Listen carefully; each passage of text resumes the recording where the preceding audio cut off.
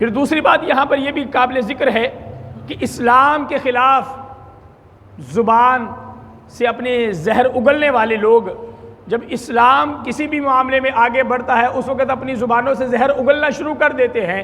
تو اسلام کے مخالف جتنے بھی اقوام ہیں، جتنے بھی لوگ موجود ہیں، وہ جب اسلام کے خلاف کوئی بھی کارروائی کرتے ہیں تو اس وقت ان کی زبانوں پر تالے کیوں لگ جاتے ہیں؟ اس وقت کیا انہیں اس بات کا علم نہیں ہوتا؟ یہودی امن کا درس کیوں نہیں دیتے؟ عیسائی امن کا درس کیوں نہیں دیتے؟ دیگر کمیونٹی امن کا درس کیوں نہیں دیتی؟ جب اسلام کی باری آتی ہے صرف اسلام کے بارے میں ہی یہ سوال کیوں اٹھایا جاتا ہے کہ اسلام امن کا درس دیتا ہے؟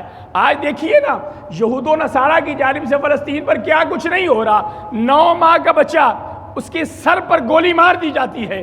اس وقت اسلام کے بارے میں پھر بھی یہی کہنے والے کہتے ہیں کہ اسلام امن کا درس دیتا ہے.